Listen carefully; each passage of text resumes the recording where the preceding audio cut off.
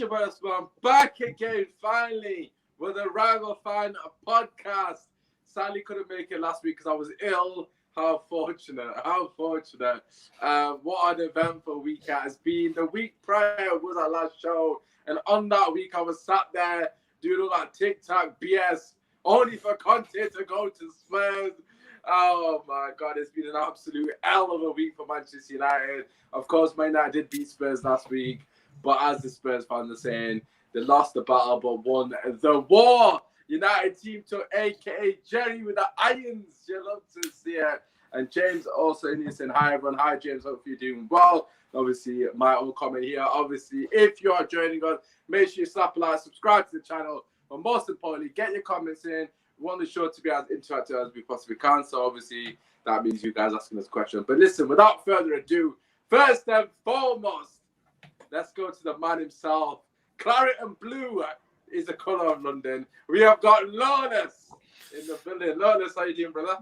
I'm doing very well, very well. As you can imagine, I am pumped for this show today. All that's missing is my fellow West Ham fan, Kojo, for him to rock up. And yeah, we'll be blowing bubbles in the air on this show today. Yes. Listen, we're going to go to the other 3-point collector of the weekend. Obviously, that's not me and Kish. Our teams are dead. Listen, it's been a turbulent season for Cahil. Cahil's come through some dark times on the channel. But listen, I don't like Arsenal, but I love Cahil. So I'm happy for you. Cahil, how are you doing?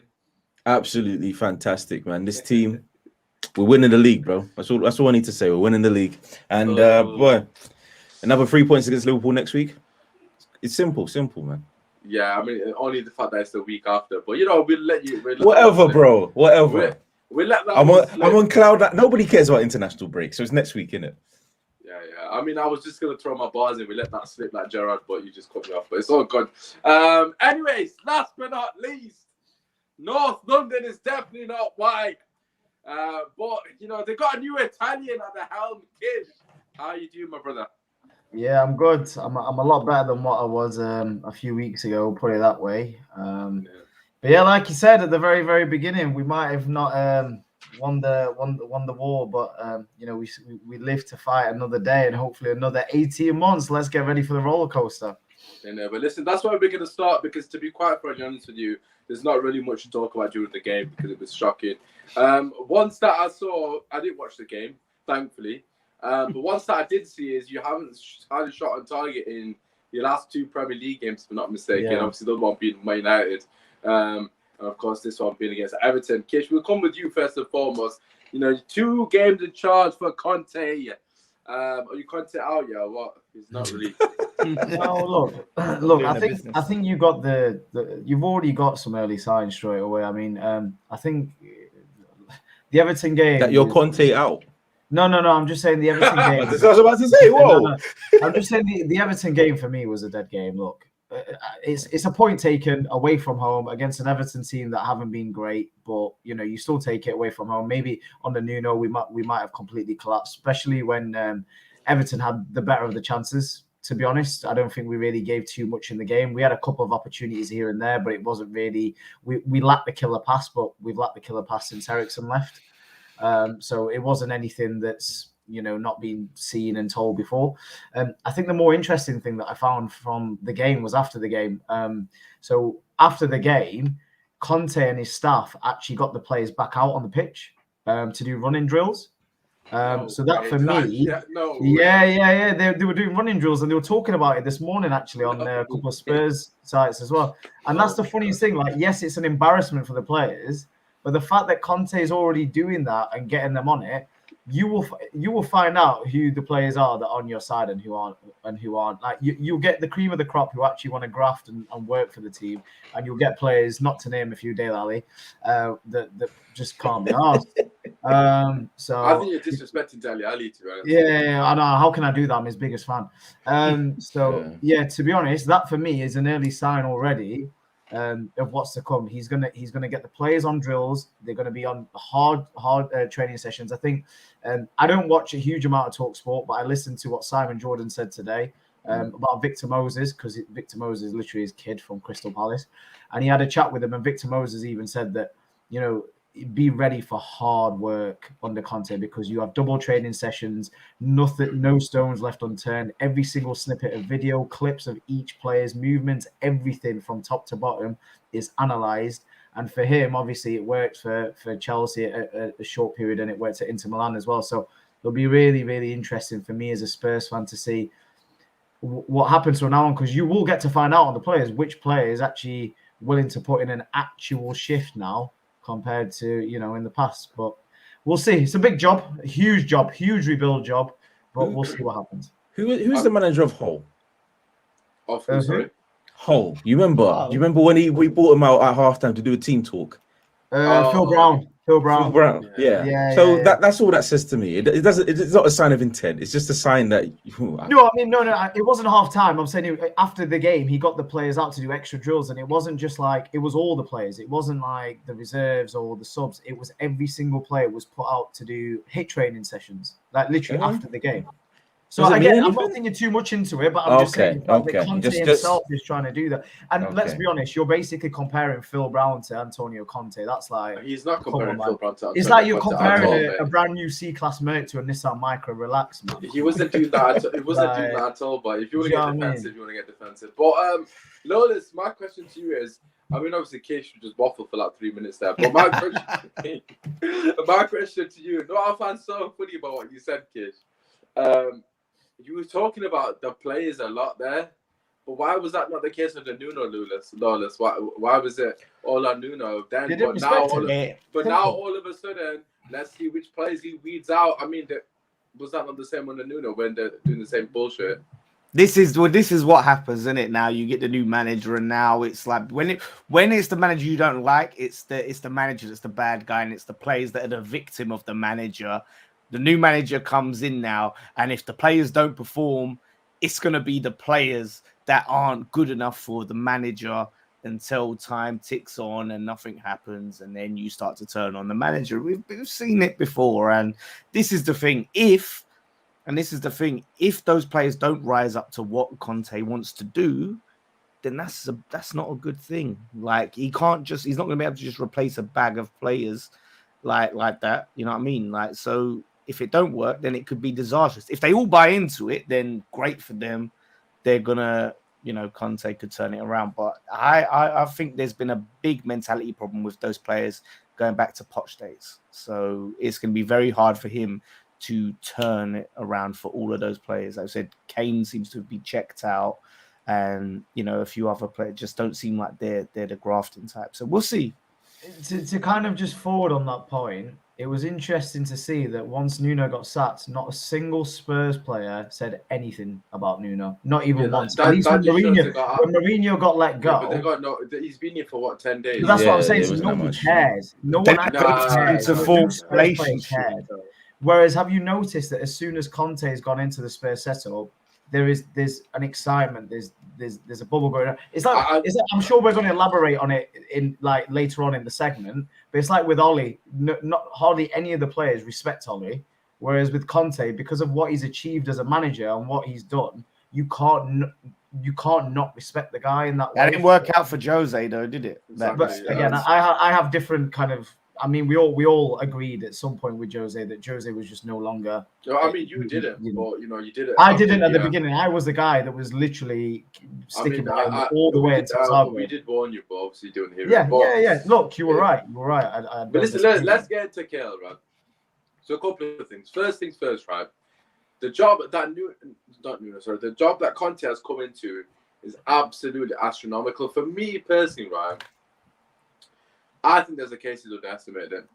I genuinely think that. I don't see how Conte gets the success out of this team. I mean, don't get me wrong, this team for Spurs standards, like let's just say getting in top 4 consistently, Conte is capable of doing that. There's no denying that. But Conte wants to win trophies. We know that. He's a serial winner. He said that time and time again, and he's proved that as well. He doesn't even need to say it anymore. So for me, Cahil, I just don't see this working, to be honest. I think he's a top quality manager. I just don't see how it would work. I don't see it working either. I mean, I personally, and I said this on the podcast earlier, Free Midfield, go check out the YouTube channel. That this is probably the hardest job that he's ever had to do. Yes, he went to Juve when they finished, I think, like 7th or 8th, but that's Juventus. They can always bring in players from around Italy, and and they always do, and it's a massive club.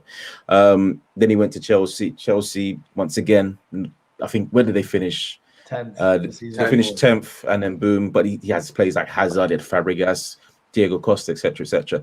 This Spurs side, as Lawless mentioned, Kane's already checked out. I don't think Kane will ever want to check in again at Spurs.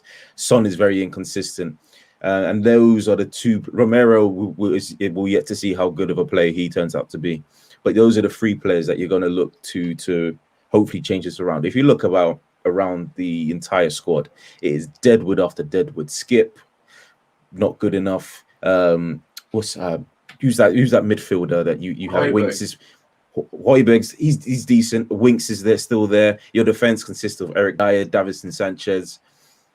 Lloris is finished as well as a goalkeeper, and it's a hard job. I just don't see him turn it around. Even if he does get 100 million war chest in January or the summer, even if he gets 200, there's so much deadwood to remove that it's just not going to work out.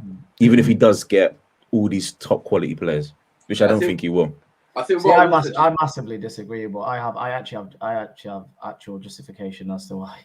I mean, no, of course you do. I understand. Go for it. Go for to understand, it, man. at Chelsea, I do get the squad and everything was fantastic, but he had David Luiz, Victor Moses, who was on his way out, and then he turned him into a wing back instead of an actual winger, which he was. He had other players as well that were in that setup, like Alonso, who, let's be honest, the judgment has been out on Alonso since the very first day, and he turned them into players that, let's be honest, probably had the seasons of their lives. Like David Luiz was always culpable. Yes, we understand that every 1 in 10 games. I mean, you as an Arsenal fan can tell that with Luiz, he has one good game and then he turns off. But that was his decline era, though. Like, but that's what I'm also. But my point is, he got these out of the players. Yeah. My point is, I don't honestly believe you think he can turn around Eric Dyer. I don't think you believe he can turn around Harry Winks. The types of players that he had in Diego Costa, in Cesc Fabregas, in Eden Hazard, all wanted to be there and all wanted to perform for Chelsea. He doesn't have that luxury of Kane. Son, he has that luxury of Son. He can turn Son into Son. Has the ability to be whatever he wants to be, but he just needs to be consistent. And I think under Conte, he might be. That's why it's interesting for me. Look, I always said that if you're going to sign Conte, whichever team he went to, if it was Man United, if it was Tottenham, if it was wherever, you are guaranteeing him funds. So I am very, very interested. We saw that with Jose, though. Like Jose got completely scapegoated and hung out to dry. I mean, but that's what I mean. So I'm saying Conte has been given a different war chest compared to what Mourinho was given. But I just don't see it with Daniel Levy. I just think, look, I agree with the point that you've made about Moses and turning these shit players into diamonds, etc. I completely agree with that because Conte has got a knack of turning average players into world beaters because he plays them in a system. So I agree with that comment. It's not even it's not Conte that's the problem here. The problem is 2 things: your squad being one of them, and needs a lot of work for him to challenge for the major trophies. And the second thing is, I'm just waiting for him to butt heads with Levy. Like, it's not going to happen immediately. But give it a year. I know it's only an 18-month contract. I understand that. But give it a year. This time next year, it's going to be absolutely carnage. Because there's no way they're going to see eye to eye. Look how he managed the Diego Costa situation as well. I thought he handled that very poorly. Now he's got a player like Kane. Kane is going to be how he managed that. I think he handled that all wrong, and potentially could have got another season out of Costa, who was a beast for Chelsea. I think he butchered that whole relationship, and with Kane already being in the headspace that he's at, if with Conte could completely just killed out any hope. That's what I mean with Harry Kane. He's obviously going to have showdown talks where it's either you either want to stay and fight for what I'm trying to achieve at Tottenham, or you go, and he will. He has to. Conte will have not signed for a team if he wasn't given almost full control. The only reason why he doesn't have full control at Tottenham is because he has Paratisi, who he trusts. I think if it was any other situation where it was another sporting director, bar Paratisi, I don't think he would have taken on the job. But it's someone that he knows from the past. So you think Levy will like go? Do you know what? I'm going to step back. I'm going to trust you. I'm going to trust. Well, he's already done that with Paratisi, because even the Nuno appointment was Paratisi. It wasn't really Levy. People who said, "Oh no, it's no, it isn't." Paratisi, he has literally hired a sporting director for the purpose of, right, now let's see what happens. Let's see. I'm going to take a step back and see what goes on. And do you know what? So if someone offers 100 mil for Kane, will then Levy defer to Paratisi and say, I think it will be Paratisi and Kane and Conte, because at the beginning of the season it was Paratisi that was saying in his conferences that Harry Kane is going nowhere and it's not happening. And truth be told, he didn't go. If Conte says to Paratisi, I want Kane gone, Kane goes. I mean, you just to finish on that matter, because we want to move on. You lot need to sell Kane with immediate effect, because that guy's embarrassing you guys at the moment. Well, like I said, it really depends on what happens now, Osman. This is one of the best managers currently in world football. Yeah, but it doesn't matter. If he still doesn't perform, then it doesn't matter, Kish, though, because Kane's obviously, as Kale said, he's checked out. Kane's 28, and deep, he's won no trophies in his career, not even one. Yeah. I mean, he has to leave. He's got a golden boot. I still think our next fixtures, by the way, this came up and I was like, we need all the points from here. We have got Leeds, Burnley, Norwich, Brighton, and Brentford in our next 5 games. So realistically, you could go on a run and then your fans will be and that's the reason why I think Paratisi got Nuno sacked, because of the Oli situation at United. Mate, he literally got him sacked because of Oli. Okay, let's not. No, but it's gettable, isn't it? I don't think this decision would be made. Let's not dress like that, kid. let's call it. Let's be real. Then you lot knew if these lot sack Oli, he's not coming to little old Spurs over Man United. Let's keep it real, okay? You were literally one game away from Oli getting sacked, because Oli would have got sacked.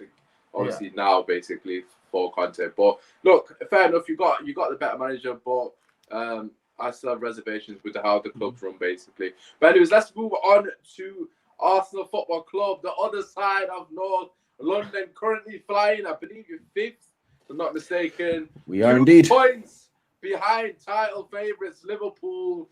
I mean, how the mighty have fallen.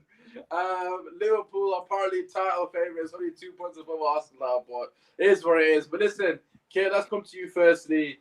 Obviously, Smith Rowe, first and foremost, shout out to him, getting that international call up. So yeah, good on him, deserved.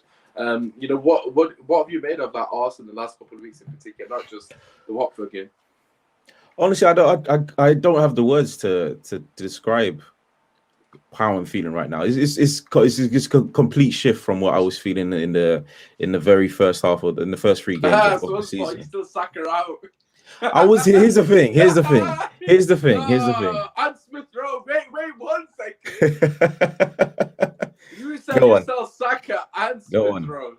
I said, and I quote, I would sell Saka for £90 million, which is a ridiculous amount of money. I think it was 80 million. It was 80. No. It was 80 or 90. I then settled on 90. It was 80 or 90. It was 80 or 90. I know it was 80. It was 90, bro. Roll the clip. No, because my reply was, so you're basically selling it for Maguire, because I know it was 80. So, and also, you said and then you had your rebuttal after you realized you had an absolute L was, for fuck's sake. It wasn't an L.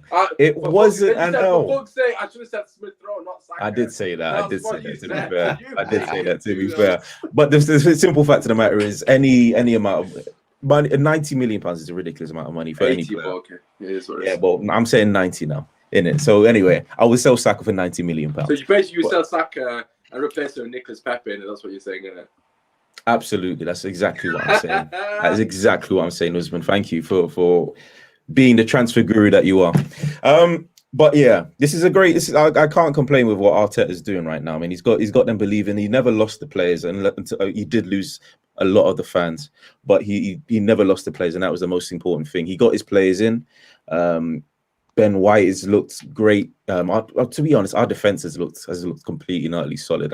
It's very, and including the goalkeeper Ramsdale, who everybody here, including me, thought was going to absolutely bum it out, but he hasn't. He's been one of the best goalkeepers in the Premier League so far, and more power to him. And I think he deserves to be England #1. He's much better than Pickford, right? Especially right now. So I'm very happy with how we're defending right now. Offensively, look, I want to score as many goals as possible, but as long as we keep getting the 3 points, how can I complain, man? It's been wonderful to watch, and and long may it continue, man. Yeah, I mean, I think you've obviously covered quite a lot there. I mean, for me personally, what I'm going to give Arsenal credit for is the way you started games. I think because I've watched quite a lot of your games. Obviously, I tend to watch the bigger teams play. So the way you started the last couple of games, from what I've personally watched, you started fantastically well, very quick out of the blocks, pressing high the pitch, a lot of interchanging and play. But for me, Arteta's really he's very negative in his tactics. Like he is. Once you go ahead for some reason, he shuts shop. Like every game I've watched of you guys, he just invites pressure on when you're 1 or 2-0 up instead of going for the kill, which for me is a bit alarming. Like I'm not gonna lie. I mean, like you said, you got the 3 points, and on most of the games from what I can recall, you've deserved the 3 points. Obviously, feel free to correct me, someone. But I just feel like you're gonna get caught out basically if you continues that pattern. Obviously, against Watford, you almost did get caught out. Yeah. Fair, even in the last 10 minutes, and you went from completely being in control of the game for like the last 10 minutes. I felt like they were gonna score. Like, but here's the thing about that whole situation. I do agree that Arteta is quite defensive and he does shut up shop unnecessarily, but it comes down to the fact that the players need to eat their dinners at one point, and they had a lot of chances that they created against Watford and they didn't take, and obviously the penalty miss, Saka's goal, which was offside. I mean, Odegaard did score, but Aubameyang robbed it, so it was did well done. Odegaard. Yeah, Odegaard scored, but he was going in, wasn't it? And Aubameyang cleared it. He was offside. Do you not remember? You mean Saka? What, against Watford? No, it was Odegaard. Odegaard. Saka was offside. How do you not remember? When the ball was going in and Aubameyang was offside and he tapped it in backstage. How have you forgotten that? And then he got taken off like a couple of minutes later. How have you forgotten that? I've forgotten about it, bro. I've forgotten about it. So basically, Odegaard's shoes is going against in. who? Against who? Against Watford. In the weekend. It was like right at the end of the game. Yeah. Like 70th minute or something. Okay. Yeah. I mean, yeah, there you go, man. It's silly things like that as well. But he's setting them up to score a lot of goals, especially in the opening minutes as well. But as soon as we start clicking into gear and start getting those goals early, I think it's smooth sailing from here. And the simple fact of the matter is, we are very much a side that have the capability to finish top 5. If we had the right manager, top 5. That's a top 5. It's not a new one. I said it. I said at the beginning, top 4. No, here's the thing. I also did say before in the preview that this is a squad that could get top 4. It's a quality squad. It's not. You have said that consistently. I could tell you taking the piss or not, but I wasn't taking the piss. I genuinely believe serious. That. All right, fair enough. I would be 100% serious. We got not a very good squad, but you got a decent squad. So you think this Arsenal team is good enough to get top 4, basically? Yes, absolutely. All right, fair enough. I'm just gonna clip that just for later. Clip it, bro. If you finish 7th. But here's the thing about this. It all could possibly go wrong from here. Oh, here's the thing. Of course, you're not. It could go wrong for every single team, and it has gone wrong for Manchester United. Absolutely. It could go wrong for every single team up there. I'm just saying right now, I have the confidence in this team that as the playing as they currently are, they could finish top 4. It's not the question. We're 2 points behind Liverpool. We're 6 points behind Chelsea. And December is coming up, and December is going to be a very tough time for a lot of these squads because it's a lot of games. It's Europe is packed in there, and you got the FA Cup start and then the League Cup games as well. So December could be an interesting time for Arsenal, and if we continue with the way we are, sky's the limit. Fair enough. Before I give my thoughts, Lawless will bring you in there. Do you think Arsenal can finish top 4? What do you reckon? I'm not convinced. Of course, you're Arsenal. I'm saying, look, could they do it? Yes, they could. I'm not. Listen, Arteta, I still don't rate him. I don't think he's a good manager. And this is the thing. He's All one of a more than sudden- Moyes. Oh, so what? He's won an FA Cup. Like, so what? You wanted what? So what? But what does that change? What does that change? He basically, that was the season where Aubameyang was carrying the team. And then you went up against Chelsea, who had every injury and red card and this, that, and the other. You want to throw out a trope, like all of a sudden it makes Arteta that he's one more than Moyes. You wanted him out, and now all of a sudden he's one more than Moyes. So you still want him out. So what am I saying that is so outlandish that he's not a good manager? I don't rate him as a manager. I don't think he's good enough. And all of a sudden, like I said, Arsenal fans were turning on him. You yourself included, didn't think he was good enough. And all of a sudden now there's this faith that's been restored in him after a few, many unconvincing wins. I wouldn't say it's faith restored in him. I'd say there is no logical reason in not enjoying what's going on right now. There's no logical reason in believing that this Arsenal board are going to sack Arteta. So why can't we get behind this team? I don't understand that. No one said that. Yeah, no one's saying you can't get behind him. No one's saying that. It's like, for example, let me give you a scenario, Kale. So let's just say Ollie somehow survives this miraculous, whatever. Ollie survives there. We beat Watford, which potentially could happen. Let's say we get a draw against Chelsea, we draw against you lot, yeah, whatever. And then after that, we've actually got games on paper we should realistically win, the likes of the Norwiches, teams of that ilk, okay? So let's just say we get them 3 results. So technically we're 3 undefeated. And then let's just say we get, I don't know, those next 5 games that we should get results in. We start to do well. We get a couple of wins here and there. Then me coming on here saying, "Oh, but I think Ollie's the guy. I think Ollie's good." Like, it's like, yeah, but I've never said that though. I know you're not saying that, but I that would not restore my faith in the man. Or him saying that I believe we can win the league now. Deep down, he's not good enough. Basically. Because that's your problem. Like you've had periods under Arteta where you've gone on these little runs, or you've had these nice little periods, and then it's all come crashing down. And the thing is, you haven't. It's not like you've been convincing. It's not like you went and blew Norwich away, or you blew Watford away, and that. And look at the Palace game. You should have lost that Palace game. Like you got lucky on that Palace game. Brighton, same situation. It's very fine margins, and there are going to be games where it's going to go the other way. And it's all going to be about how many times that happens. And Aubameyang started to find form. He was poor in that. He was terrible in that Watford game.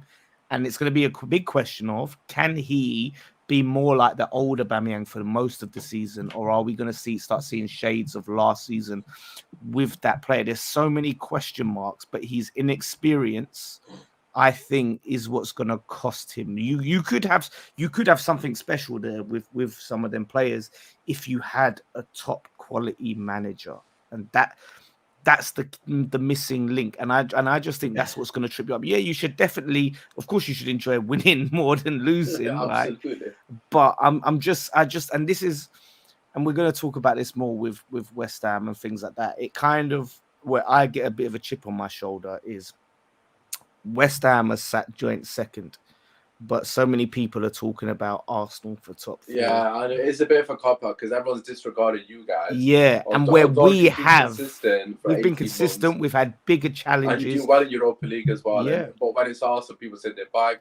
Yeah. I think that comes, Lawless, to be fair, that comes down to reputation more than actually what's happening on the pitch. Because Arsenal are this big superpower, so to speak, people start to automatically put them higher than dining off an ancient reputation. Because if might not where West Ham were, then everyone would be raving about us, saying, "Oh, we're in towers, etc." Yada yada yada. And I don't think West Ham will get the respect they deserve. But it's not about West Ham. We'll call back. No. But that's what I'm saying is where I'm coming from with and that's what I look at is we have had a lot of a tougher test, and for Arsenal, like I said, this game at Anfield is going to be a huge test. I know Liverpool aren't in the run of form. But we've not had a run of testy games, but we did for the opening games. City, Chelsea, they were. How did you do? How did you perform in those? Did you see the teams we had in those games though? It's not like we get them fully fit. Yeah, but you can't say that you passed. No, I understand. No. What? Say that again. I'm saying you can't say you passed those tests. What I'm saying is we didn't pass the test. And what I'm saying is I need to see Arsenal pass some more serious tests. So, like Basically, I said, after that Liverpool will be the it'll biggest give test. indication where you are in it. Like, Yeah. I want you to win. Yeah, but if we beat Liverpool and go on a losing run 3 games, what does that matter? I feel like we just need to. No, but there is you could momentum. take a behind little this. bit more from that, can't you? Like if you beat People Liverpool, respect you more, man. like If people yeah, respect like you more, what I'm saying come on, is man. out scratch Man City and Chelsea out of the way, right? Because you lost those games. Let's go with the games that you didn't lose in this run that you've been on. Liverpool is the biggest challenge you've faced since you started this run. Yes. And that is going to be, if you come away and you beat Liverpool at Anfield, then everyone is going to take notice and start. Even though Liverpool aren't on form right now, it's still something where you can really hold on to. Arsenal win that emphatically. Yeah. Like a fucking high five you on that. Yeah, Win, like I just look at the Brighton game, I look at the Palace game, I look at the Norwich game, I look at the Watford game, as it's just not convincing enough. And I know you said you create chances, and the Palace game, realistically, they should have not drawn that in it. Like it was. They should have lost that game. Team in it, yeah. But what I'm saying is, I hear what you're saying. Yeah, I hear what you're saying about Cahill. Like you're missing chances and things like that. And if you could start putting more in chances away, the thing is with most teams, you're gonna have chances that you miss. That's why you need to create more and more chances, so you eventually not. I mean, we do it. We miss so many clear-cut chances, and I think to myself, if we could put some more away. But what happens is we just have to keep creating them chances, and then we'll put like a couple here away, and hopefully you put more away than the other team. Like I don't think it's a thing that you can look at and go, yeah, if we can convert the majority of the chances we create. It's just like I said, I'm not selling you that you need to be downhearted or disheartened. What I'm saying is just wait and see how some of these tougher games that you've got coming. I mean, you've got Liverpool, Newcastle will be interesting if they get we'll talk about it. Like I said, we had the little debate in what we said, like Man United, if they get a new manager in by then, that will be a challenge. Everton, if they start getting their players back, that could be a good challenge. You've got us on the 15th, seeing where we are, like form-wise. I think in the next 4 or 5 games we'll get a better indication of how if this Arsenal team's turned the corner. Yeah, Arsenal do that, don't they? They go on a little run. They go on. You can say that for about most teams. You can say that about West Ham. Most teams do that. Most teams do that. Absolutely. I mean, I can see Man United doing that. But let's get Kish in, because obviously he's been sat very patiently. Just before we get you in, Kish, I just want to read some of these comments out. Keep getting comments in. Obviously, on topic, of course, is Arsenal. After this, we'll be discussing West Ham via Liverpool. And, of course, we're going to finish with Man United. So I know a lot of you want to talk about Man United. There's a lot of speculation at the moment that Oli will be getting sacked very soon. But, again, I'm not going to go through that whole palaver of believing that bullshit until I see it. Eddie saying, I bought my blood clot. Yeah, let's just say it. Had an absolute nightmare on that day, but it is what it is. Manny's saying, we are not, this is obviously Man United related. We are 9 points behind Chelsea and 5 points behind Liverpool. It's done. Shout out to Manny, man. Hopefully you're doing well, my brother. It's been a while. Darren in the building saying, yes, boys. Big up the man, them. Shout out to you. And then we're saying, respect. I'm not reading that bit on these Arsenal fans. I respect it. See, that was done wrong. I read that, but I checked it. Anyways, kids, let's get you in. You've been very patient. You waited, bro. What are your thoughts, obviously, regarding what we've discussed, and obviously Arsenal at the moment? Yeah, listen, I actually agree with what a lot of you guys have said, to be honest. I think it's very easy to, take the wins, 100%. I mean, look, you have to get the wins on the board, W's on the board, clean sheets as well. You know, they've been looking solid at the back.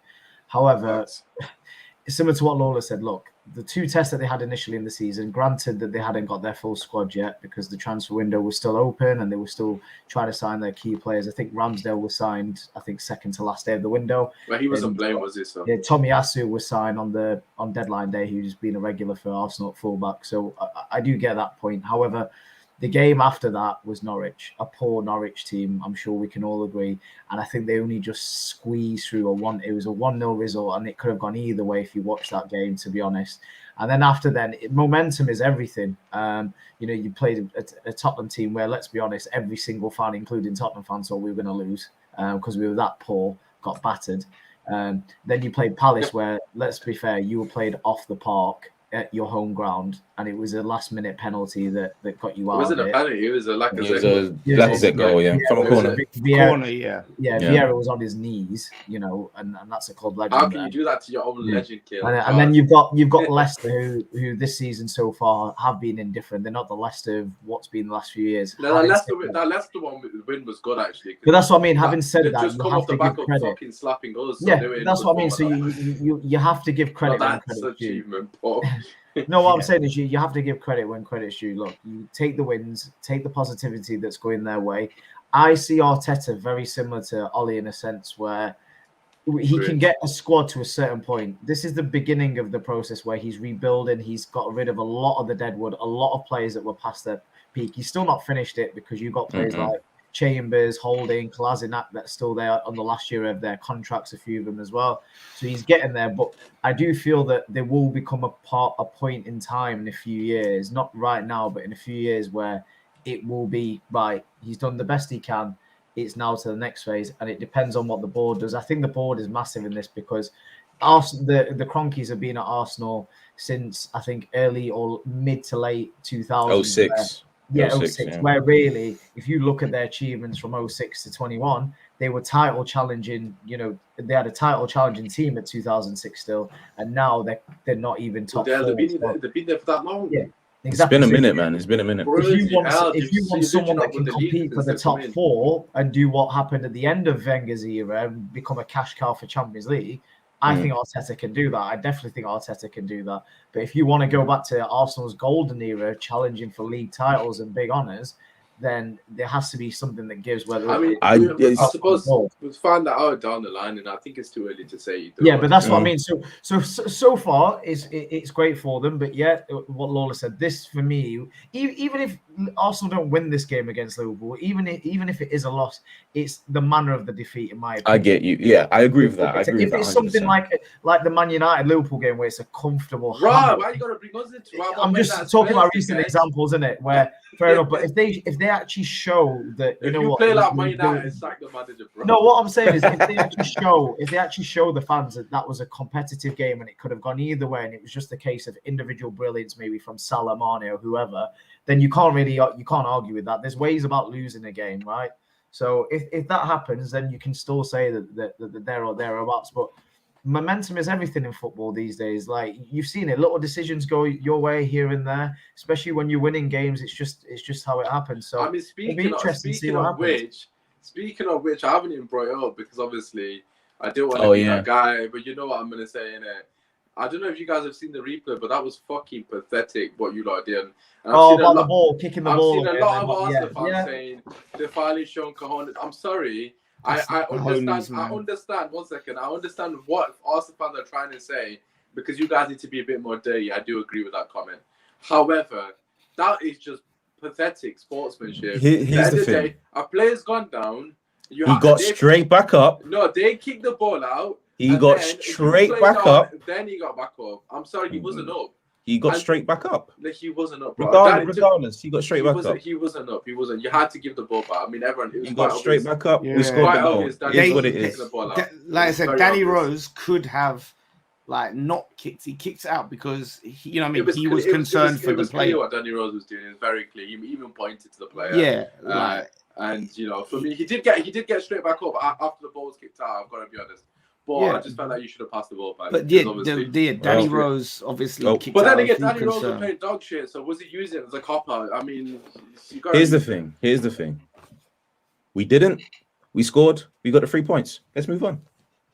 Fair enough. Say less. I mean, it is where it is, and there's no point crying over spilled milk. Arsenal deserve to win the game, and I'm not even going to sit here and thingy about it. But it is what it is. Liverpool have a 2-point proof.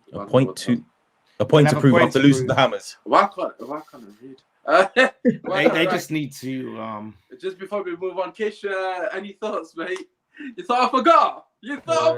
To be honest, look, it's been a bad couple of weeks for me. I'm not gonna lie. So, Man's trying to match fix as well. Right. I mean, to be fair, I'll take the second part of that. I'll take the second part of that result. That's fine. I don't mind that. Part. It's fine. If you want to just go back on that. I mean, yeah, it's all right. So, I mean, Conte won't take second, but he's going to regret everything that mistake. Money saying clean sheets. What's that? I mean, Man United's clean sheet record is phenomenal. But listen, let's move on to West Ham v Liverpool. Keep in your comments in. Obviously, keep it topical regarding the topic. Like I just said, West Ham v Liverpool. We're going to be discussing Trent unable to defend. Klopp bottling it again. Klopp being found out potentially. I don't know. Let me know in the chat. Obviously, slap a like, subscribe to the channel, all that good stuff. And of course, we're going to be singing the praises of West Ham. Who better to start this topic than the man himself? Lawless, chat to me, bro. What you said, bro? I was gassed. Come on. Listen, we want to talk about convincing. Yeah, what we're doing. Look, we come to that game now. No one gave us a chance at all. Yeah, at all. And Liverpool, world-class attack. Absolutely unbelievable team. I got to say, you see it firsthand what they can do, how quickly they can carve teams open and things like that. And like, it was a Moyes masterclass. I have to say, it was a David Moyes masterclass. And that is what you want to see from a manager. You want to see a manager that can switch it up and play based on who the opposition is. And we did it. Like, the players were just on another level on that day. Like, Zuma was incredible. Ben Rama, he's in 4 nows as well. It was crazy. Like, Antonio, like, didn't even really have his best game. It was a poor game, but he's got 2 goal involvements at the end of the day. He's helped create 2 goals. And it's just like, so it just shows like the team that we've got. We lost Ogbonna, who's a very key player, very, very key player to us early on. And listen, people want to talk about red cards. Let's talk about no one's talking about the Jota elbow to Ogbonna's face that made him go off. I've seen it back, but it's very subtle. I did not see it in the game at all. Yeah, it's so one of the things. I can't blame the refs for not spotting it because I personally didn't. But that's what VAR is there for, isn't it? That's what VAR is there. They didn't even check. Slowed down. It looks bad. It looks worse than what it is. Yeah, but if in fact, no, with one of that, I think that's literally. I think it would look worse at normal speed just because of the way that the impact. Like, I don't think he's throwing. I don't think he's throwing. He's he's not even looking at the man. Yeah. He looks. What do you mean? He's not going to be doing that. He ain't, Lawless. He can't 360 his head or 180 his head. Lawless, bro.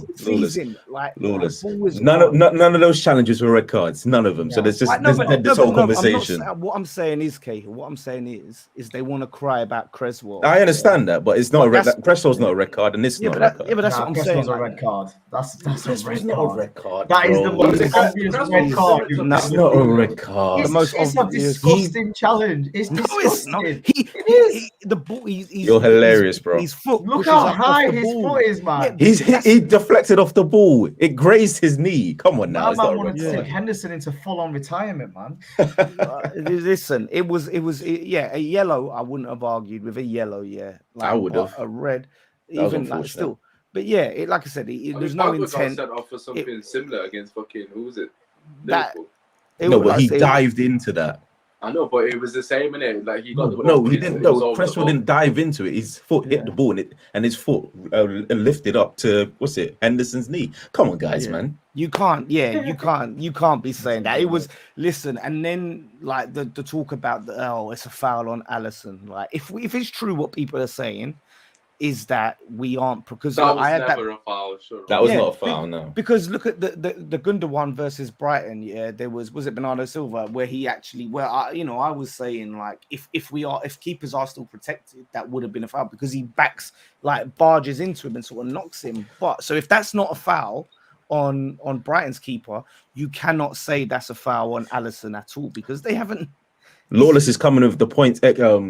Point PEE. What's it? Points, evidence, explanation. That's what he's coming with. That's what I'm saying. Like Jurgen Klopp is an absolute disgrace of a manager. He's an absolute disgrace. This guy needs a lesson in humility. He does not know how to lose football games with any shred of dignity.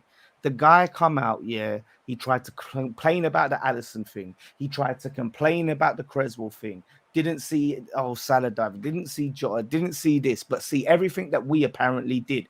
Then wanted to say about yeah, West Ham have been playing good football today, but it was like they was the West Ham of old. Oh, they scored 2 set-piece goals. What the fuck is a set-piece goal? It's a goal. It's a goal, right? Don't try and downplay our goals because they come from set pieces. A goal is a goal. And to sit here and say that, oh, we played like the West Ham of old. What are you talking about? You don't know anything about the West Ham of old, Jurgen Klopp.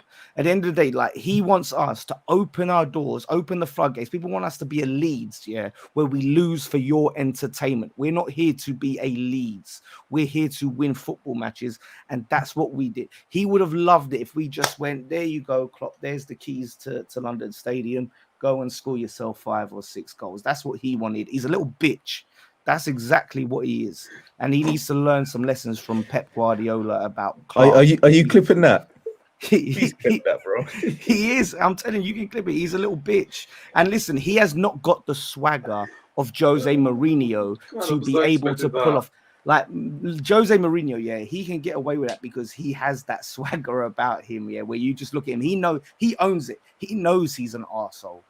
Jurgen Klopp tries to play the nice guy. He's a nice guy when he wins. Everything's all happy. Boom, fist pump. When he loses, he turns into a little bitch. And that's what he was. And the better team, won. And he cannot accept it. And West Ham are flying high. We've leapfrogged them. And we're joint second in the league. So deal with that, Klopp. Deal with that. No. It's true. The guy is a clown. The guy is a clown. Oh my God. No one can like him except Liverpool fans. He gave him the stone cold, you know. Yeah. legit. He's the drink as well. He's a clown. Post-match press conference, people are asking him, "Oh, did you think that was a red card on Creswell? Oh, why don't you give me your opinion? Why don't you no, you idiot! Press conference is there for you to tell people what you think of the game, not for journalists to tell you what they think of the game." Wow.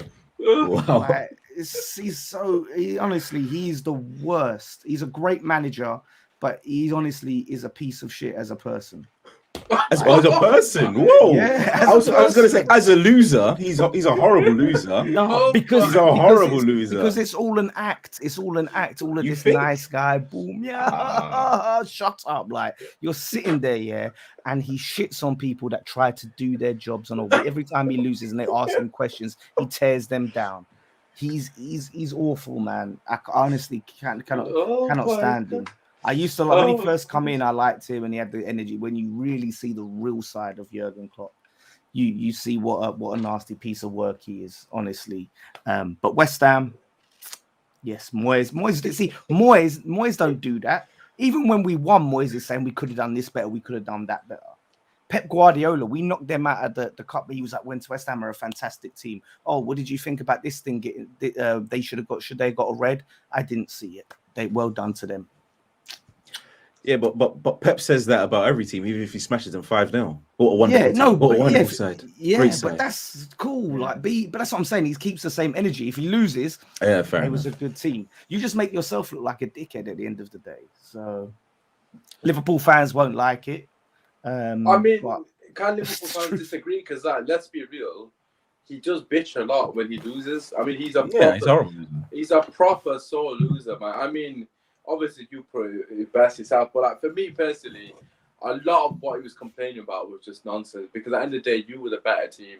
You quite clearly deserved to win the game. I thought Liverpool had good moments here and there, but overall, I'm sorry, Liverpool fans. You might think I'm biased, but your tactics are literally get the ball to Trent and cross the fucking ball in 70 times a game and hope one works. Because I'm sorry, but what did they do in that game? He can't talk about you lot doing set pieces.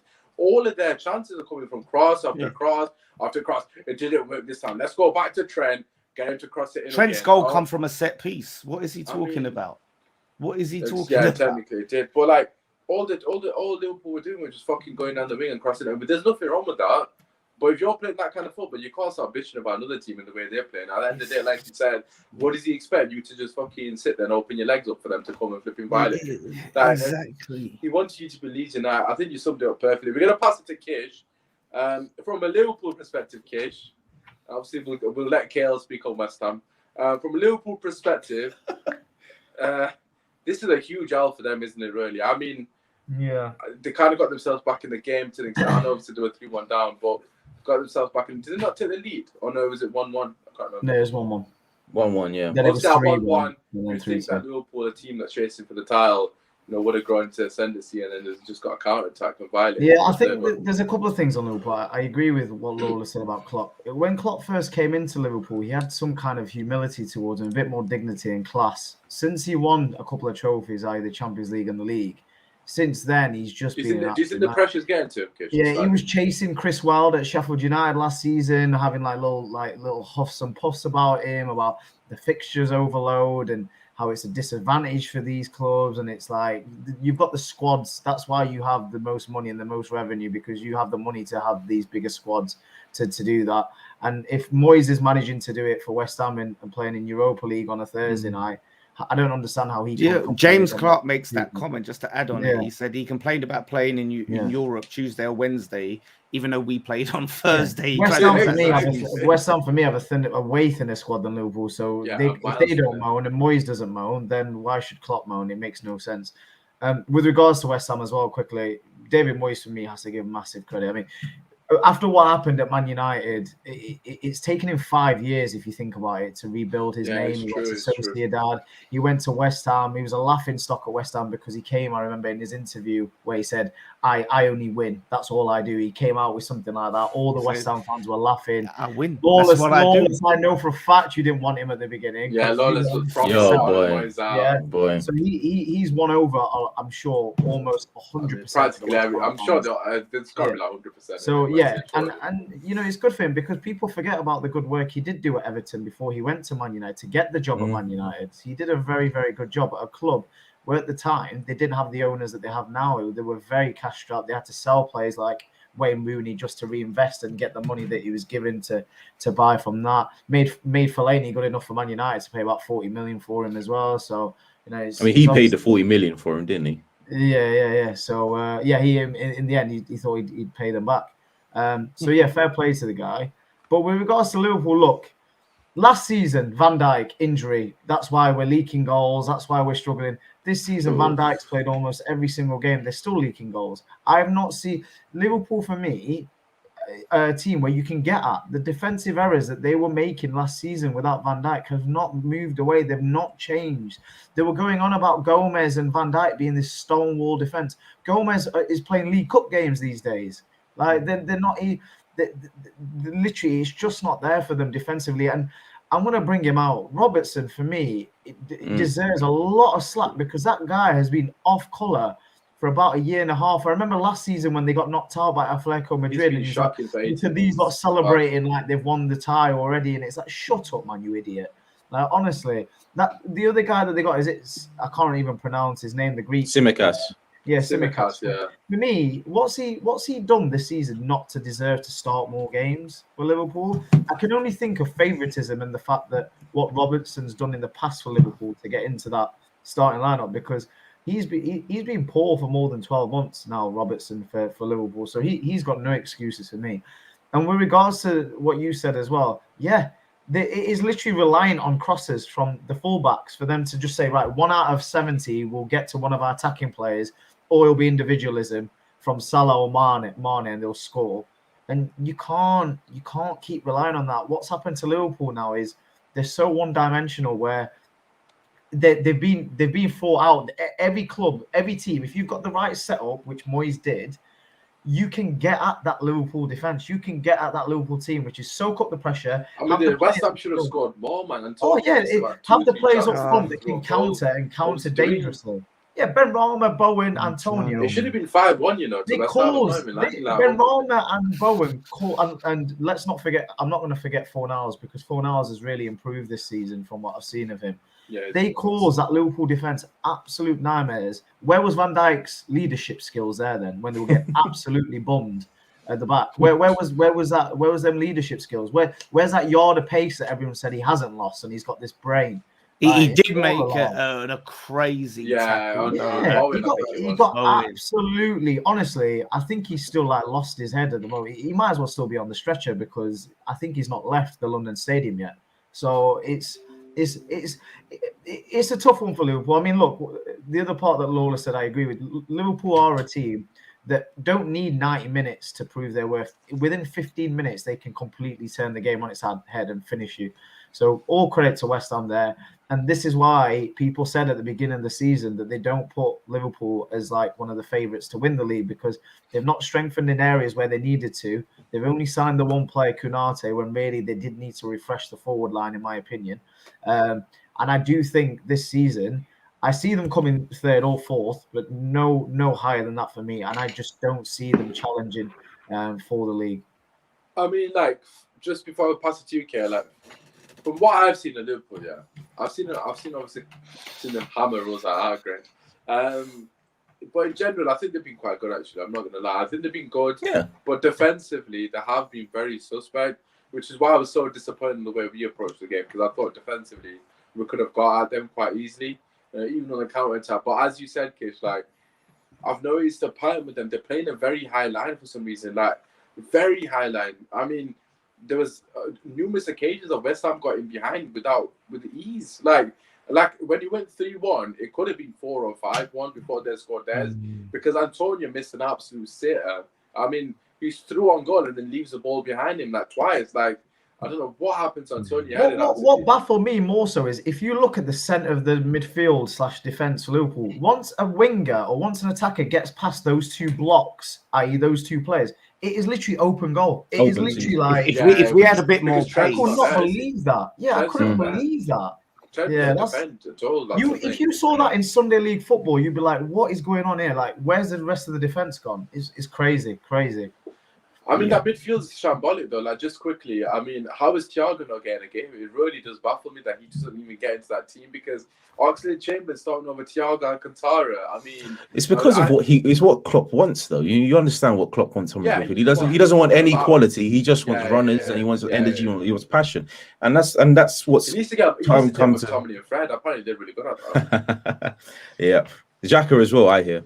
Yeah, that's really killed. Oh shit, we're class. But Kale, give us your quick thoughts, and then we'll finish off with My United nonsense. Yeah, man, it's just to echo what all the points have been made. I can't. What Dan said about West Ham, that's all you need, especially to end it off with the stone cold middle two fingers. That's all you need on West Ham. That might be one of my favorite clips of all time. That is hilarious. It's hilarious. For my dislike of Liverpool as well, I just love it. Every time I'm having a bad day, I'm just gonna. Some people have said I'm a Stone Cold Steve Austin from Wish on our chat. So I can see that. I can see it as well. But yeah, I guess it's fitting. That high line, man, it worked when Van Dijk had that extra yard of pace. It worked when Joe Gomez had that extra yard of pace. But now they've got an injured and a not recovered Van Dijk. They've got who's this? Joel Matip, who's not the fastest either. Joe Gomez isn't getting a game, and Konate, I don't know when Konate. Back four, you know, they got don't get it wrong. In terms, they got a great back four, but they play far too high now for the players that they have because Van Dijk isn't as fast as he used to be, and he can't make those recovery runs. When Antonio got him behind, there was a moment where the season before Van Dijk would have stopped him before he gets into the box. Now he's running back and he almost gets the shot off. What is it? Asked if I talking shit about defending. I'm not talking shit about defending. I'm talking sense about defending, bro. Just because your world-class defender isn't world-class anymore. Just chill out, man. Relax. But he was just talking about shit. Trent is supposed to be honest, but you missed that. But, can I add one last thing, Usman? Right? Yeah, I just want to add one thing because a lot has been made about our squad depth and how we'll cope with Europe and what if Antonio gets injured, this, that, and the other, right? That we have played all of these extra games against tough competition and rotated like crazy. We faced Man United in the cup. We made 10 changes, come out and won that. We made a bag of changes against Man City. We're making changes in the league, changes in the Europa League. We've scored 8-9 goals in our last 3 games. None of them are from Antonio. So there's obviously it's pissing me off. I've got my fancy Step up. Yeah. But no, we've scored like 8 or 9 goals in the last 3, none of them from Antonio. Obviously, we're not relying on Antonio. So the fact, and look, we lost a Bonner, key player in that Liverpool game, brought on Craig Dawson and come and still won that game. We have players there. If certain players get injured, that can come in. We have the depth. It's just surprising. On paper, the depth ain't there. Bro, why you highlighting this nonsense for? Why are you highlighting this nonsense? It's not factual. It's not factual. Yes, it's cool. Wait, it's not factual. But remember, you're only 2 points behind him. Just remember that. If you beat him, you overtake him. Just remember that. Can I just say one thing, though, before I go? Onto my United, it just come back into my head. Obviously, I'm not giving my thoughts about the game, but I'd rather listen to this. You've got fans back in the stadium, Lawrence. Am I correct? And you just beat Liverpool at home. Oh my God! Yeah, you know, yeah, get the ball, we nearly forgot about that. Lawless, son, you would have put your case forward. I'm just gonna mute my mic. I'll be you, man, as well. You not listen. Certain people, some present, some not present, made a big deal about West Ham are only winning because there's fans in the stadium. If there weren't fans in the stadium, they wouldn't be up there where they are now. The fans are toxic, this, that, and the other. We heard it all. And Kish, you was one of the forefront people coming out. But this is the mad thing, right? Look, we're 11 games in. We are doing better this season than we was last season. And now you said in the chat, it's because if you go on a few runner games where you haven't really lost games or you're not picking up points, then things might turn, this, that, and the other. Well, we went through a little run where we weren't picking up points at home. We went a little run. We lost to Brentford. We dropped points at Palace at home, and we went for a period where we was looking like, geez, we need to start picking up some wins again. The fans did not turn. The fans did not grumble. We kept the faith. What West Ham fans want to see is a team on the pitch that fights for the shirt. It's never been about winning. It's been about effort levels. It's been about trying. Let's us seeing what's on that point. There's a really good comment from someone in our chat at the bottom. I think you should. Mike's listen. We didn't drop off last season, and look, we're flying this season. Moyes is actually building something, and we've proven we're not no one season wonder. We're not no flash in the pan. But all I'm gonna say is West Ham fans are back, and West Ham are better than ever. And Moyes has said it, and the players have said it. The fans have given them their extra boost. You only need one trophy to be your greatest ever manager. No, to be our greatest ever manager, ever. Yeah. Ever. Yeah, if he wins an FA Cup, if he wins an FA Cup and gets you top 4, or if he gets a Europa League and top 4, for me, he's your greatest ever manager. Hey, greatest ever manager. We've had managers that have won FA Cups, European. You have 4 trophies in your entire career, in your entire history. So if he wins a European Cup and gets top 4, he is your greatest ever manager. He is. No. We've won FA Cups, European Cup Winners' Cup. 3 FA Cups and a European Cup. That's what you have. Yeah, and you go back to all the that's what I'm saying. If he wins a European Cup, i.e. the Europa League, and gets top 4, he's the greatest ever manager. No, I agree with that. But who could you? Why are you arguing? Were you? I'm not being. Were you alive when they done that? Saying that he will be their greatest. No, I'm not talking about you, kid. I'm talking about. Were you? This isn't even banter. Were you alive to see those cup wins? No, yeah, but that's what I'm saying. So why are you arguing about Moyes if he wins you a cup, the Europa League? I'm not. Yeah, but you can't say. I'm not going to sit here and go out and say, look, if he keeps doing it, then he'll be our greatest ever manager. But I'm just saying it's too soon to say what if he wins us an FA Cup this season. In the current era, oh, come on, man. No, but would that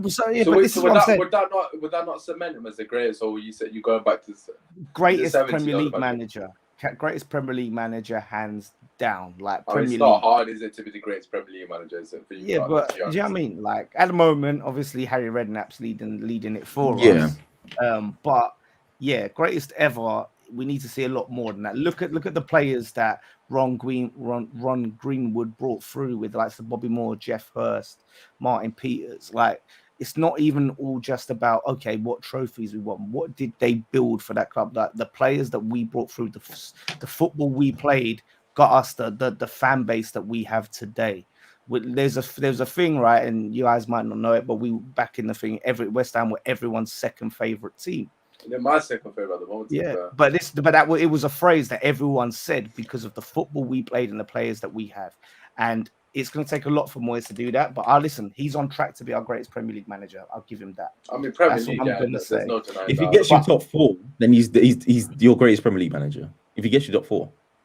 Yeah, because he's done one more. I don't know though. Harry Redknapp won the Intertoto Cup. Intertoto Cup. Let's just say that. The Europa Conference League, yeah.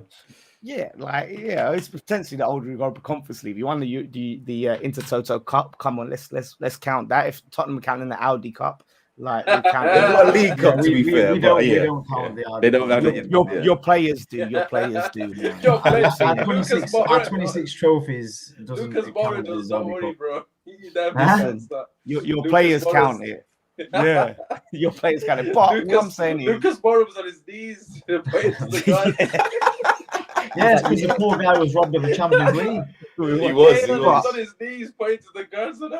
There's gonna come a time where Kish is gonna have to admit that he was wrong about the fans. Wait, can I just ask one question before we move on? Like, cause I mean, there's someone asking about this. Just can you give me a yes or no for this quickly? Because yes, it's all signs point to it's happening. I mean, he's going to be cheap now as well. He is going to be cheap. Besides, apparently, it's between us and Newcastle. But listen, if he goes to Newcastle, bro. I mean, I think he'll go Newcastle. Actually, the only way he's going Newcastle. You should go West Ham. The only way he's going Newcastle if they pay him like 250 grand a week. No, I think 120k. He's really on. He's not even like. How much is he on now? Like, he's not on that little money. Yeah, must be 100 plus. About 100k at least. Yeah, so like, look, yeah, all up there. So at the end of the day, he's going to want to come to a team that is going to be in Europe. That is you got a chance to win it as well. If you he's going to where his friends are, where he knows there's a manager that believes him. The team that helped get him recognised by Southgate. It's going to take a lot for it to. Who would you take out that as well? By the way, Vlasic for 20 plus million was a nothing signing. Like, he is going to be nothing. I'm not even. I don't know, man. I've seen Vlasic. We got him on loan. 25, 30 million. It was a good. No, he's on loan. He's on loan. I swear it was like 20 plus million. I think he's on loan, or is that just Crow? I can't remember. Either way, Crow, like, he could be good. But Lingard, Lingard. I should say yes or no, Lawless, because I need to get the main night, because everyone's asking about main night. But I need to ask this last question. I'm taking J-Links. He wants to come back. Last question, Kish. Do West Ham overtake you as a bigger club if they get that one of those trophies on top 4? No, because like I said, we have 26 trophies. They have 4. So I'm not going to bring up these black and white trophies. Like, come on, man. We're alive. All your trophies are like 90s, 2000s. We've just obviously had a dead patch for 14 years. Oh, leave it out. You're talking about some League Cup ones. I am not getting. You can't even laugh. You can't. I'm not laughing, but what I'm saying is, you've literally the way that he's talking about is like there's this dynasty of Tottenham, because you've won this, that, you've won like a League Cup here, there. You've just raved about the Intertoto Cup from Harry Redknapp. I'm saying if you're about a League Cup. Audi, if you're counting Audi. Cup. I am not counting. He's not counting Audi Cup. I'm sorry, your players do. Like, what the hell is it? Let me see what an Intertoto is, man. What the hell? It's basically the competition you're in now. It's basically the competition you're in now. So don't diss the Intertoto Cup. This season, Kish, and you'll be bigger than West Ham again. But no, we have to talk about recent, right? How many times have Tottenham fans said to Arsenal fans, power switch, power shift, sorry. So if you could tell them that was all hyperbole and lies. There's no power switch. Listen, they've been saying about it because they finished above you for the last whatever. They say power shift, yeah. If they can say power shift, then they've got to be able to receive the talk of power shift. So you're telling me last season, because you came ahead of us, and then this season so far we don't know what's going to happen, yeah? Right. But because of that, even though we've probably come ahead of you, every season since the Premier I said League if they win the existed. Europa League, Kish, and that's what I said. Yeah, seasons where you were in the Championship, by the way, that now you're all of a sudden like a bigger club than us. No, what I'm saying, if we win the Europa League, power shift. That's what I'm saying. Win the Europa League, power shift. What's Ollie saying, us, man? Let's talk about United, man. Come on, man. Yo, you know what? This might be my most elite. Kale, what do you reckon? I've done well today, haven't I? Clip it, bro. Just clip the whole thing. Put it up on Twitter. That's all I'm saying. I knew Kish would get triggered. Honestly, the thumbnail should just be Lawless doing the Stone Cold fingers. All my notes is just Lawless. I'm on it today. I'm on one because I feel like I'll chip on my shoulder. I don't want to talk about Man United, to be honest, but obviously we're going to finish on Man United just very briefly because I have got a show tomorrow where we'll be discussing it in more detail. Just myself and you beautiful people. I'm enjoying this solo stream, so yeah, join me for that one tomorrow. I think it's my 8 o'clock. I haven't decided yet. But anyways, let's just get the guys' thoughts on Man United. As we've been doing the show, I've had so many messages on all the WhatsApp groups. I mean, basically loads of people spamming that Ollie's potentially going to get sacked, blah, blah, blah. I mean, let's see. Usman, the board is still back in Ollie. Let's have a look. Who else? The story changes like every 10 minutes. It's ridiculous. Yeah, I mean, there's been so many comments and you're saying, Usman, I can't believe the board still got him. How is Ollie still in a job? I mean, that is the question on everyone's lips. One thing I will say is, though, just before we get into it, is obviously, firstly, safe travels to Ollie and his family to Norway. I mean, it would be a disaster if he lost his ticket on the way home. Like, it would be really, really upsetting. Like, that's all I'm going to say. I mean, with all due respect, I love you, Ollie, as a player. I always loved him as a player, but R.I.P. Claude. It's time to go. Like, I've had enough. I'm past the point of enough. We've been doing this show, right? I worked out, it's been like 15 months, roughly. And obviously, with all the guys, all of us, we've been doing it for about 12 months. And I've said from first episode, with everyone, Ollie needs to piss off. Me and Kojo have been very consistent from the first episode. And obviously, over the months, the guys have been, you guys are a bit too hard. And in the last 2 months, everyone's just like, fucking out. Even we can't believe it's still here. So, Kale, we'll come to you firstly, because obviously me and you didn't want to speak much in that last segment.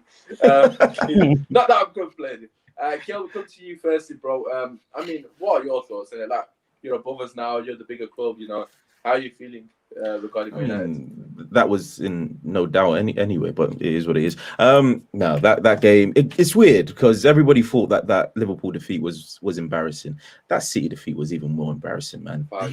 They pitied you. They actually pitied you. They just. I mean, did they pity it's the exact same thing they did to you, though, Cahill, if you remember. No, but they smashed us, bro. So no, but do you remember they did that thing where they started toying with you and they could have gone more and they sort of... Well, they could have gone more, but they at least they smashed us. At least it was 5-0 for good. I'm saying at least. It's not at least. It was 5-0, bro. They smashed us regardless. They were given the free reign of Old Trafford. What was that 63% possession that they had? Probably more, to be fair. I don't remember in the entire game. That's absolutely ridiculous. I mean, Ole hasn't got a clue. He hasn't got a clue what to do, how to deal with it. It's just so easy. Bernardo Silva. I mean, David De Gea. You can punch the tunnel going in all you want, but if you're letting that goal go in, I was surprised as much as I imagine everybody in the crowd was. How are you letting that go in, big man? That's disgraceful.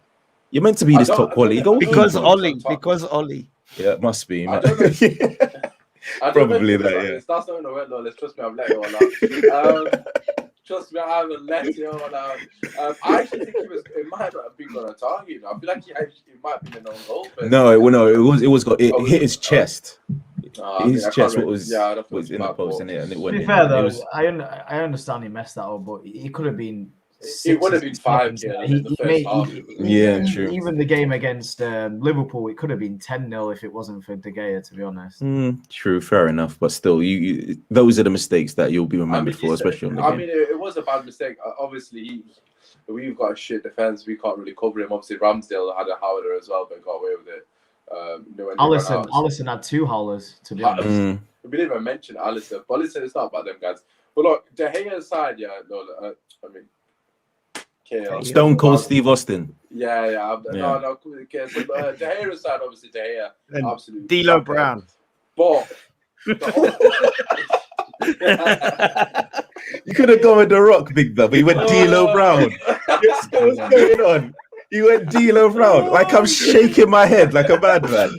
Because you got that nice smooth trim like these. Oh, yeah, Rock had smooth trims as well. He tried it, man. Yeah, he tried to violate it. He's trying to redeem himself.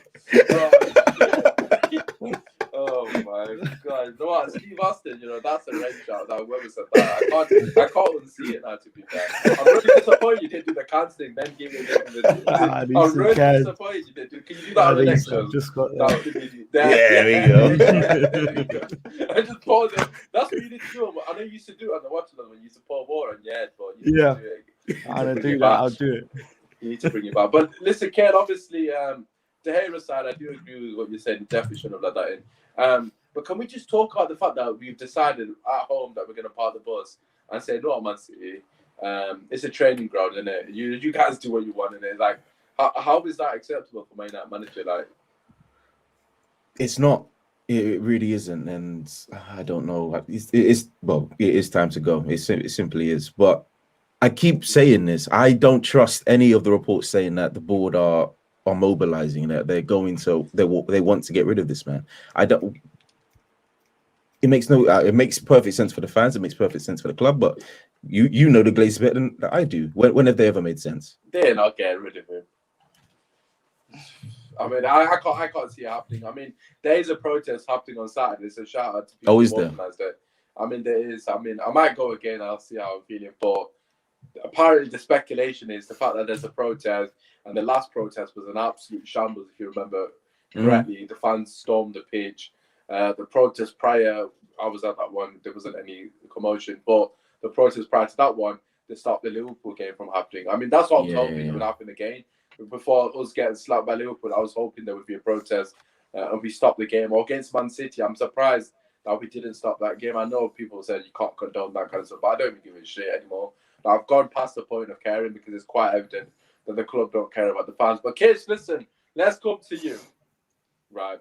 So apparently, the rumour mill is saying Man United can't sack Oli, or the struggling to sack Oli because there's no managers available. Funny old thing, isn't it? That is, there was an Italian guy available, but no. The rumor I've heard is the fact that Ed Woodward is publicly known as leaving at the end of the season, and he doesn't want to have a sacking under his name as like his final kind of leaving. I've seen Mark Goldbridge talk about this. I just don't understand which I don't believe in, because surely fans are on the side of sacking the manager, then surely he'd want to do that. Yeah, because he'd leave on a high. Is he fucking staying?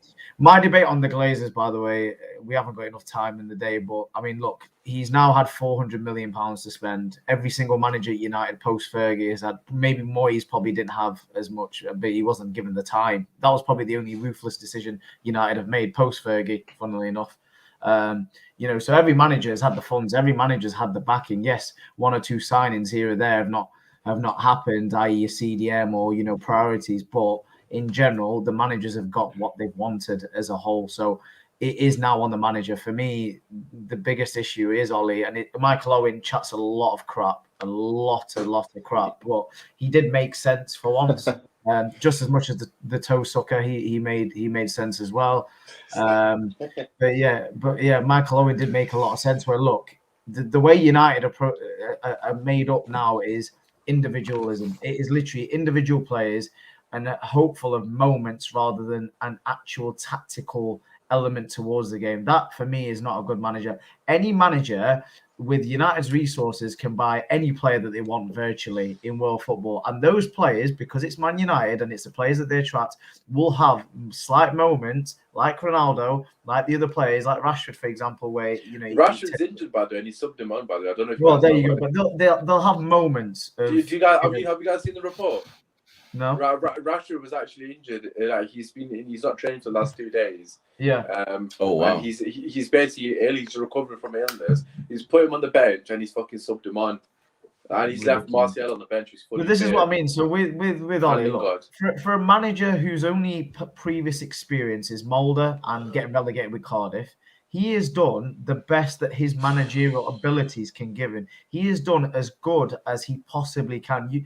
Expectations for him to be this challenging for the big trophies, winning the big trophy. His experience has just not dictated that. He's just not had that in his locker. So for me, I think he's done a very good job based on what he had as his own skill set. He's done as good as what he can possibly do. But thereafter, it is very well known since probably the first season, the fans have known that, yes, he's taking out the deadwood, and yes, he's bringing the feel-good factor in it and moments for Man United. Because at the moment, it does feel like for Man United fans, it's moments like the Atlanta game where Ronaldo scored the last-minute winner. Another game. That's got nothing to do with Oli, but that's individuals. And for me, that's the difference. Because you look at, and even Carragher recently has made more sense than what Gary Neville said. Fred is not the problem. He's not the sole focus of the problem. If Fred was at Man City would still be winning games. It wouldn't be a problem. It's the fact that there's no genuine tactical idea of who does what. There's no direction. There's no approach, as well as players letting him down. And it's that cycle where players are now stopping, the extra yard to work for the manager. It's not happening. And for me, this change has to happen soon, because if it doesn't, I don't even see Man United getting top 4 this season. We are not getting top 4. This has to happen for me, and it has to happen quick, because it is salvageable. Yes, I understand that there are managers taken, but this is Manchester United. If they wanted to buy out a manager, hardly any manager in world football is going to turn down Manchester United. It's still Manchester United, who were a huge club. You could argue one of the biggest club in world football still. So that's not the issue. It's the fact that the board are not willing to make the decision, because Oli is a favourite of not the fans, but of the board. And until that changes, unfortunately for Man United fans, I do feel sorry for them in a sense where if I was a Man United fan, I'd hate it. But neutral fans are just taking the piss and just laughing. And that just tells you everything that you need to know. God. I mean, I wouldn't feel sorry for us. I'm just going to throw that out there straight away. If this was Liverpool, I would not feel sorry for them, obviously. But look, I think you're spot on with pretty much everything you said, really. I can't really disagree with anything you said. But for me personally, right, it's just baffling that a manager can be this tactically inept and still supported week in, week out. I mean, there's still fans that are still Oli in. Can you guys believe that? Like, can you believe there's still genuine fans that are messaging me saying, because I put a video saying Oli out on my Twitter. And I'm getting abused in my DMs and on my messages saying, "Oh, you're a crazy, you're not." But he gave fans their greatest ever memory as a player, right? Cementing that treble, that his goal, that goal he scored. Is that the greatest one? And it's not, you know what I mean? Like, it's definitely up there. No, it's number one, bro. It's number one. It's number one. I'm trying to think of something else. You can't think of anything else, bro.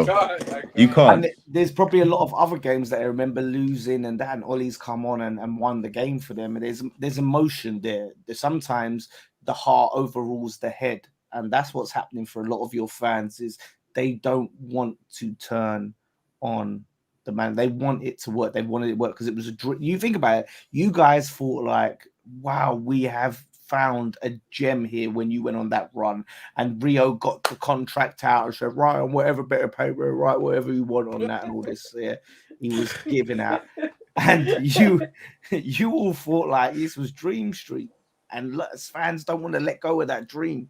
They want to hold on to it, and that's why the owners need to act. And what Kish said about, and I'm not saying Kish is saying he believes what I'm saying. If people are saying this about Wood not want it in a sacking on as before he leaves. If you're the Glazers, why would you let a man who is leaving your club dictate who it manages your club? Like, it makes no sense. For the past, how many years has Woodward been there? He has been that man. So I don't. No, he has. The season after Fergie left. Yeah, but he has. That's why. What I'm saying is, the Glazers don't give a shit about the football. About football, though, do they? Yeah, but that's what I'm saying. He has been that man. But if he's leaving Cahill, right? If he's not going to be there for the future, why would you let him make decisions on your? Don't get me wrong. Don't get me wrong. That makes perfect sense. I'm just saying the Glazers aren't making perfect sense. Yeah. They have no football knowledge. They're in America. They don't. Like baseball teams and stuff. They don't care. But they're trying to buy the IPL teams, don't they? Well, are they? I just think there's not many options out there, isn't it? It's the options are so. I mean, everyone's saying Ragnar. I don't know a lot about him. I don't know a lot about him. I know of him, Rodgers is the favourite, Brendan Rodgers, and I know. I mean, if Brendan Rodgers comes, I swear to God. Do you actually listen? Here's my question, right? All you at the moment, and I understand. I'm doing a show on this tomorrow. No, I know. No. I'm going to give you a question, right? Name me all of the benefits of Brendan Rodgers, and be honest here. Don't be an absolute dick and just talk about all of the negatives about him, how he's a bottler and all this crap. Talk about the actual things. Style of football, for example, right? Does Brendan Rodgers play good attacking style of football? Lead, bro. 15 point. Yeah. 15, 1-5. But listen, right? Let me tell you something. If as a Liverpool manager in that season, if Gerrard does not slip, Liverpool go and win that league. I know they lost to Palace. Wrong. I know that. That's wrong. There we go, Palace. There's a whole bunch of other teams that they lost to, man. But you can point the results afterwards. Yeah. But what I'm saying is that result, the manner in which they lost that game, which is a big game. game. He's an ex-Liverpool manager for starters. That's a negative. But he, like I said, he's a good manager. Look at the squad you've got versus the squad Liverpool. I know, but that's a big thing for me. That would you take for example, Cahil, would you take an ex-Spurs manager? You wouldn't, would you? Really? No. But it's not like you're taking Kenny does. It's still the principle. I've never liked Brendan Rodgers. I've never liked him. I've never liked him. Tottenham fans have no problem taking all these expert Chelsea managers. Tottenham fans. They got no. Oh, Chelsea took George Graham, didn't they? So they got no standards up there. They'll gladly take all the Chelsea managers. Yeah. So the positive of Brendan Rodgers, obviously, I'll go into more detail tomorrow. But look, of course, style of football is good. Yeah. There's no denying that his style of football is going to be better than Ollie's. But when it comes down to it, he's just a fucking serial bottler. So you can say what you want about his style of football. This is Manchester United, bro. I mean. There's no winners out there. I know exactly. His run to the FA Cup title last season wasn't exactly a walk in the park. Fair play to him. He's done something in his life. But, at the end of the day, it's Manchester United, bro. Like, he's not got it. He ain't got the minerals for this big man. Like, but you want Ollie out now. Who are you getting now that has the minerals? If you're saying to me, you keep Ollie to the end of the season, you get Brendan Rodgers tomorrow, then I will take it because I'm desperate. That's pretty much it. That's what you got. Nah, I think we can't get an interim manager. Like Kish said, anyone will there will be people out there. I don't know a lot of managers. No, but your only interim manager options would be legends of the club, unless you give it to McKenna and Carrick. Me, don't give it to another legend. Lord have mercy myself. Yeah, at the moment, Steve Bruce is out of a job, mate. There we go. Mark Hughes. Steve Bruce. Mark Hughes is a waste. Roberto Martinez. You need. I don't know. Like, I don't think Brendan Rodgers would be a long-term manager anyway. Exactly. It's just. I don't. I mean, but he would have taken it. But he would have taken it to end the season, wouldn't he?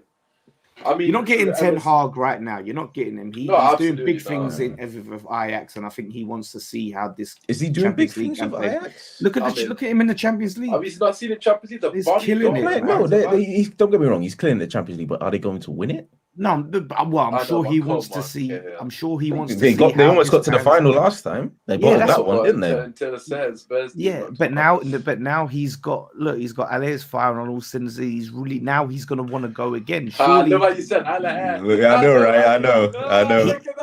He's gonna want to see it to the end. That's what I'm saying. I can't unless they offer him ridiculous bags of money. Him leaving Ajax to go to Man United. I don't think he leaves Ajax though. I don't think he wants to leave Ajax. I think he's happy. He's happy. I think that's what I mean. I think Rodgers is more attainable for United to get. Yeah, definitely. Leicester at the moment this season are indifferent, and I don't think either would be too fussed. James Clark says get Fergie to the end of the season. Because the thing is that would be good. But listen, don't do it because if it don't work out, you ruin it. There's only one man for the job. Gus Hiddink till the end of the season. He's always there. Did you know Arsene Wenger is up there? Yeah, Gus Hiddink always does that job. I'll take Gus Hiddink, man, 100%. Yeah, Roy Hodgson until the end of the season. Big boy, Big Roy. Hodgson. He said Hodgson. No, if Gus Hiddink is available, that's actually Gus Hiddink is a good shout. Gus Hiddink's a shout, Kish. I'm not gonna lie. But where is he? Where is he? At Russia still? He's been retired for time, I think. He's just has he? He comes for them end of the season jobs all the time. Yeah, I know, I but mean, sometimes I'll take his time this season. if He's he's a better player. retired, though, Fuck, he'll still get us into top 4 with this team. He just passed the ball to Ronaldo. But what about Arsene Wenger? He was actually on the bookies, one of the bookies. Man said, what about Arsene Wenger? No, I only asked because I see him on the bookies. We're talking. I mean, I would take like, Arsene Wenger in a heartbeat because that would be the biggest shit house of Arsenal fans. You'll get fourth. He gets his top 4. Imagine he gets his top 4, yeah. Wait, no, imagine he wins you the league. Imagine Arsenal fans seeing Wenger win the league with Man United. I'm not even joking, yeah. Wenger with that Man United lineup would actually do decent. I'm not even lying. Like, he's a good manager. Would be so could you imagine that? And then Man United have to give you the guard of honor. Arsenal fans giving it. Yeah, they're standing there while Wenger walks out. They've got their Wenger out. I'm getting the feeling that your willingness to happen. I don't understand it. It'd be amazing. Now, Osman, put out a tweet, Wenger in. Just honestly, just do it. Do it. Start it. If we got Wenger, honest to God, that would be the biggest. Bro, I'd love that with all my heart. Like, fuck yeah, I don't care. Honestly, that would be no recovery. Care what anything happens regarding trophies. If you got us top 4, and that would just. Do you know the funniest thing is? The expense of Arsenal. If you got Van Persie in the backroom staff as well, Wenger Van Persie duo, that would kill it. That would be finished. That'd be finished. Because that Guard of Honor picture, Van Persie. Nah, fucking bring Thierry Henry as well. Cheers, the boys back. Oh shit! Get the band back. Get young Bill Model as well. Get him on here as well. This Calvin Klein fucking box of the deal. Anyway. But listen, just before we go, we've got to obviously mention Man City because look, they embarrassed us. Let's be real. Absolutely humiliated us in our own backyard. I mean, who was on the bench? Who was on the bench? It doesn't matter. They make a sub. Who was on the bench? Who got dropped? Grealish. All right. Oh my god. To be fair though, that's actually not a surprise. I'm not gonna lie. We all knew that it doesn't matter how much he is, he's gonna change the team. He changes a squad. That's what he does. No, but why? And wasn't he ever present apart from until that game? He was present. Yeah, he was present. Like he was there. He didn't do much. No, Grealish had done shit, like for Man City. Like on 11, Lawless might have been onto something, He's not been he's not been shit, but he's not been worth 100 million. In fact, it was actually one of Hussam's tweets that he retweeted over Trent's chances created. Grealish is top, like with chances created. Bruno Fernandes is, mate. Or is it Bruno then Grealish, isn't it? He's not Bruno then Trent. And then who is it? Grealish. He's just been another guy. He's just been another guy in the team. He's not really lifted that Man City. Yeah, but that's the mean Mahrez is a bad player because Mahrez doesn't get a game either. Like Mahrez is a baller. Yeah, but this is what I'm saying is like Grealish was brought in as £100 million to be that guy, and I said he wasn't going to be that guy here. I said he's not on the level of Man City, and we're finding that out. And look, now he's been dropped. To be fair though, when Sterling signed for Man City for 50 million, the first 2 seasons he was non-existent, and it wasn't until the 3rd season where he turned up. No. I don't know what wasn't the case. It took Sterling a while before he started. No, it was as soon as Pep came through. That's when it was. Yeah, and that wasn't until the 3rd season. No, but he was vital when they won his first title, which was his second season. When he was there, it was under Pellegrini whilst he was there at Man City.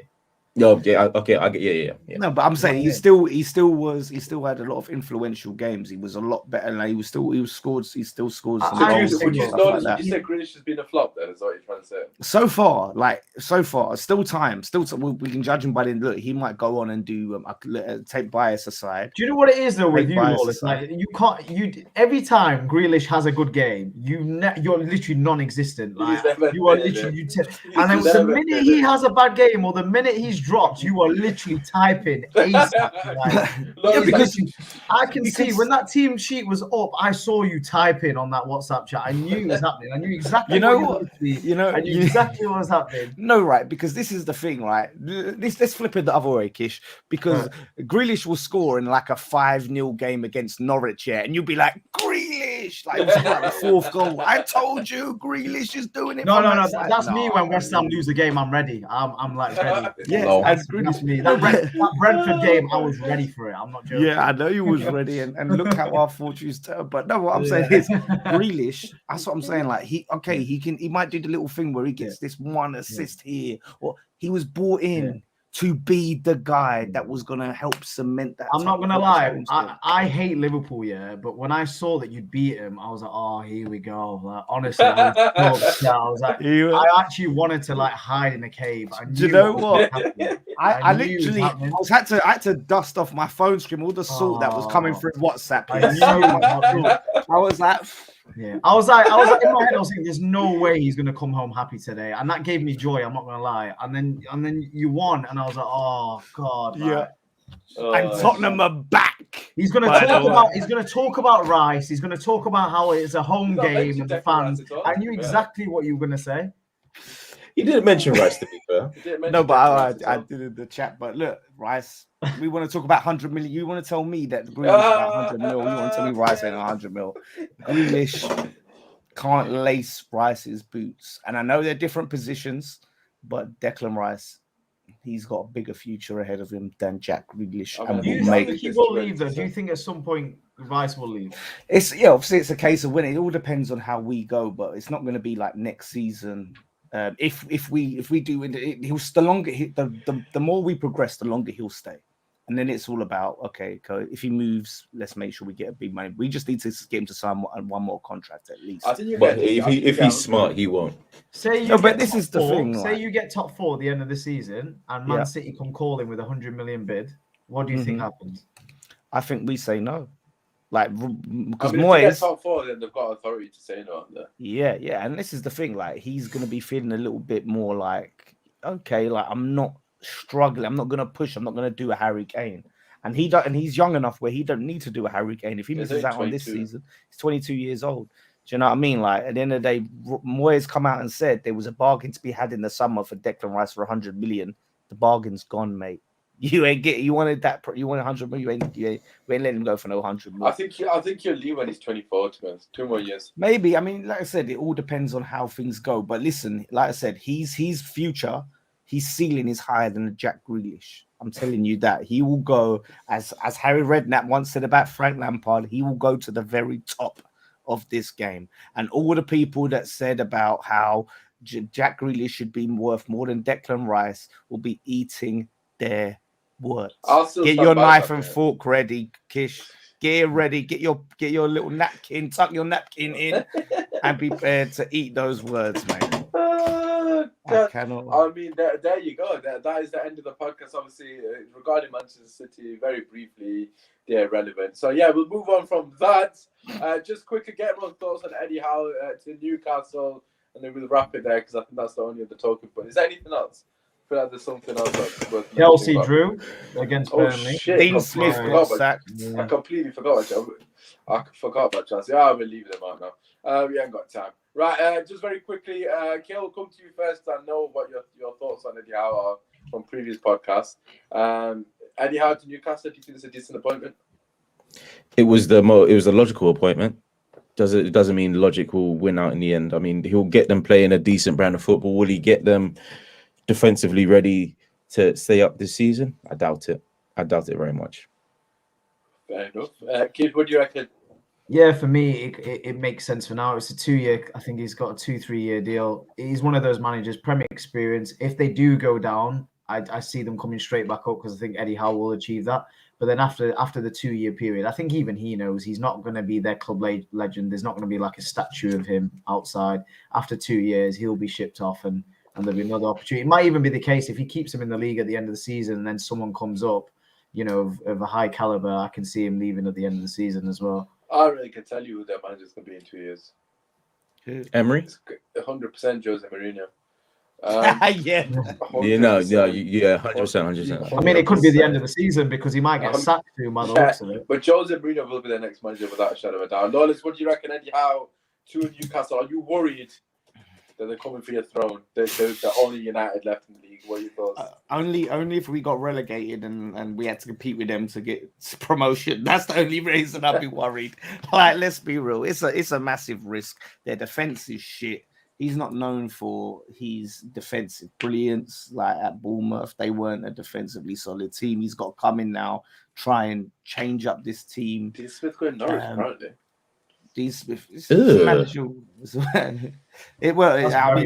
I heard Frank Lampard was going Norwich. Yeah, I heard Lampard as well. I mean, Lampard better not go for that job. That's going to be a L. It'd be a fool to go for that. They're going down regardless. I heard Lampard to Villa though, right?